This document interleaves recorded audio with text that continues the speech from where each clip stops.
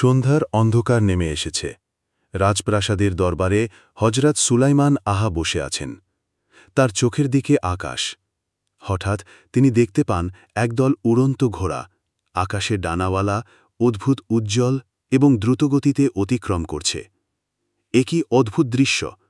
আমার নজর এদের দিকে রাখতে হবে, মনে হচ্ছে তিনি। প্রজারা বিস্ময়ে তাকিয়ে থাকে। তারা দেখছিল যে ঘোড়াগুলো কেবল উড়ছে না, বরং যেন বাতাসকেও চ্যালেঞ্জ করছে। হজরত সুলাইমান আহা জানেন এটি কোনো সাধারণ ঘটনা নয়। তিনি শান্তভাবে আল্লাহর সাহায্য প্রার্থনা করে জিনদের আচরণ পর্যবেক্ষণ করতে থাকলেন। এক মুহূর্তে দেখা যায় জিনেরা অস্থিরভাবে উঠছে, যেন তারা কোনো কাজ সম্পন্ন করার জন্য প্রস্তুত। হজরত সুলাইমান আহা বুঝলেন এটি প্রাকৃতিক নয়, এটি আল্লাহর প্রদত্ত রহস্যময় শক্তি।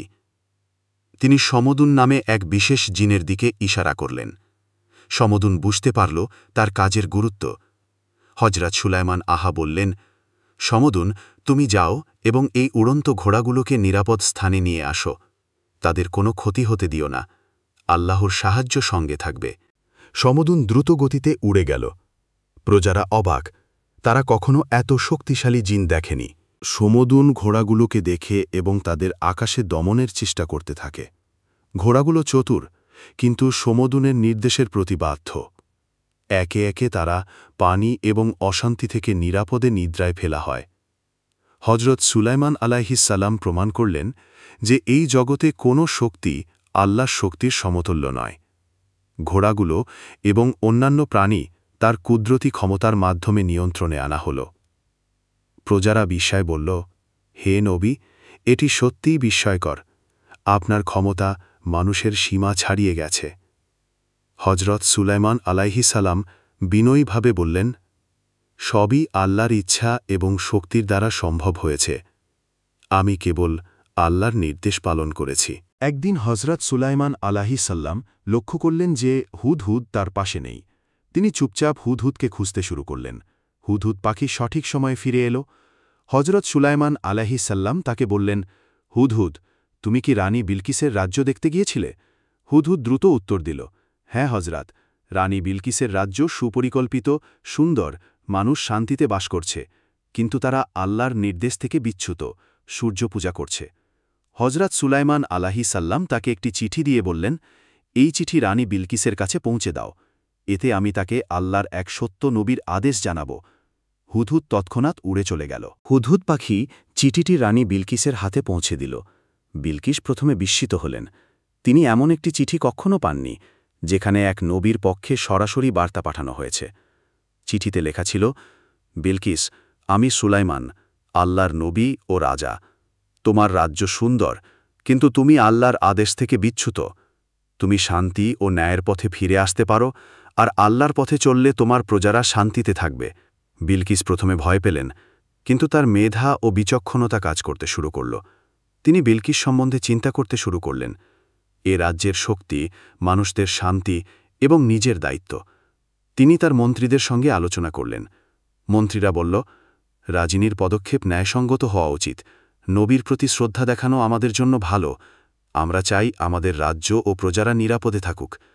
বিলকিস সিদ্ধান্ত নিলেন হজরত সুলাইমান আলাইহিসসালামের কাছে আত্মসমর্পণ করার।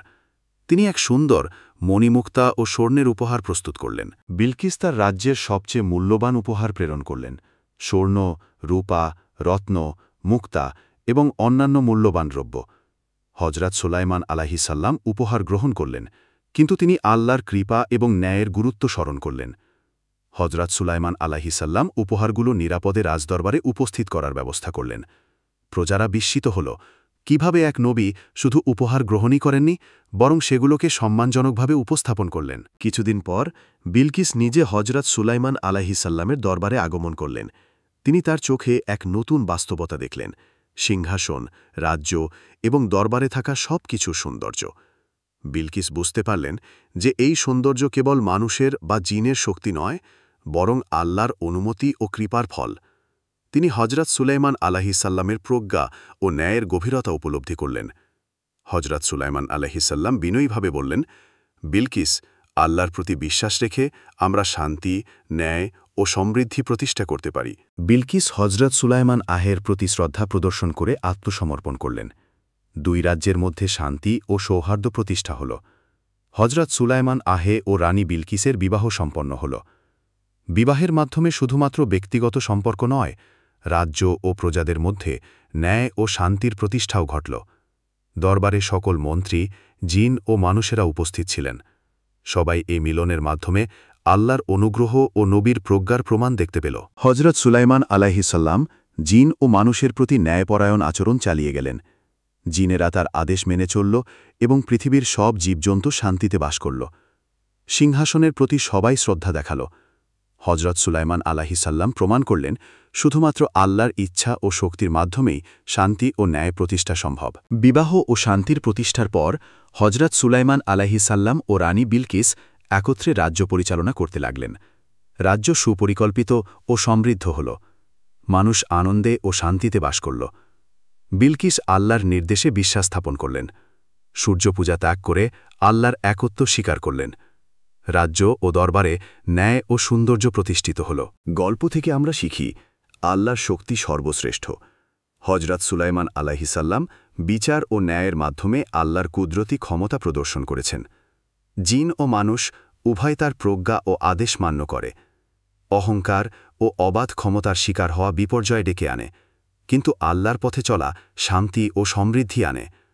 হজরত সুলাইমান আলাইহিসাল্লাম ও রানী বিলকিসের গল্প আমাদের জন্য চিরন্তন শিক্ষা হয়ে রইল। নিষ্ঠা, ন্যায় ও আল্লাহর কৃপার প্রতি আস্থা রেখে জীবন কাটাতে হবে।